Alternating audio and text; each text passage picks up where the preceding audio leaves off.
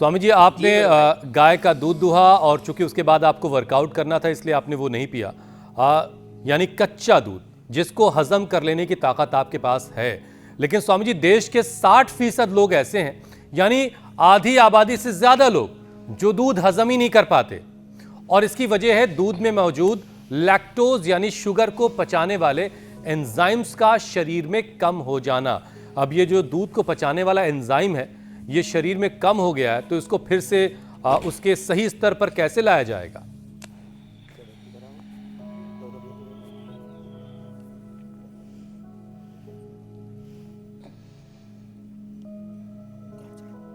स्वामी जी, तो देखो ये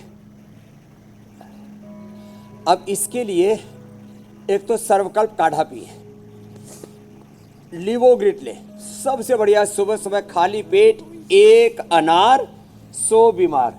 कुछ लोग सोचते होंगे बाबा जी के पास में अनार, सेब, चुकंदर रोज रखे रहते, ये मूली। और ये साहब, मूली तो जड़मूल से खो देती है हर रोग को। तो मूली, चुकंदर, गाजर, आज इसकी पहले क्या बनाया करते थे, कांजी, कांजी बनाएंगे आज कांजी। हाँ, पीली राई, हाँ, सरसों, पीली सरसों, राई, ये डाल करके ना आज ये काम भी बताने वाले हैं। वो भी बड़ा जोरदार कार्यक्रम है स्वामी जी, एक बिल्कुल आउट ऑफ द ट्रैक सवाल है, एकदम जबरदस्त हो जाता है।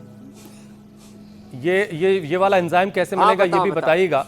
लेकिन स्वामी जी, सब दिल्ली एनसीआर जैसे शहरों में ज़्यादातर लोगों के घरों का निज़ाम ये हो गया है, मुमकिन है मीनाक्षी के यहाँ भी यही होता है, मेरे यहाँ भी यही होता है, कि लोग बहुत सारी सब्जियां ला करके घरों में स्टोर कर लेते हैं अपने फ्रिज में, और वो फिर हफ्ते भर तक चलती रहती है। तो मूली हो गई या फिर दूसरी और जो चीज़ें हैं, क्या उनकी क्वालिटी वैसी रहती जैसी फ्रेश में होती है, या ऐसा नहीं करना चाहिए, हफ्ते भर की सब्जी स्टोर नहीं करनी चाहिए? तो देखो, ताजा खाओ, ताजा लाओ, ताजा लाओ, ताजा खाओ, ये अब लोगों के लिए सपना सा इसलिए हो गया क्योंकि अब लोगों की खेत खलिहान से दूरियां हो गई है। अब रोज की रोज लाना, वैसे तो सब्जी वाले भी फिर 2-3 दिन पुरानी बेचते रहते हैं, फिर ला करके हम फ्रिज में टेक देते हैं और उससे उसकी तासीर बदल जाती है। इसने, फ्रिज ने तो पूरा कबाड़ा कर दिया लोगों की सेहत का। पवन मुक्तासन, उत्तान पादासन, नौकासन, ये डाइजेशन के लिए बहुत ज़रूरी है। इनको हल्के में ना ले, इनको 1-1, 2-2 मिनट लगातार करें। तो भाई फर्स्ट प्रायोरिटी तो ये होनी चाहिए, खेत में लगाओ, ताज़ा लाओ, ताज़ा खाओ, ताज़ा बोल। तो भाई ये वाला मामला तो ज़बरदस्त है। नहीं तो भाई अपने घर में ना साग सब्जियों को हम फ्रिज में नहीं रखते, थोड़ा पानी छिड़क दे देते हैं और उसी से ही वो ठीक ठाक रहती हैं। 2-3 दिन तो चली जाती हैं, कुछ तो 5 दिन चल जाती हैं। अब गाजर का, चुकंदर का, अनार का कुछ बिगड़ता ही नहीं ना कुछ चीज़ों का। तो मूली है, थोड़े पत्ते मुरझा जाएंगे, मुरझाने दो, क्या दिक्कत है।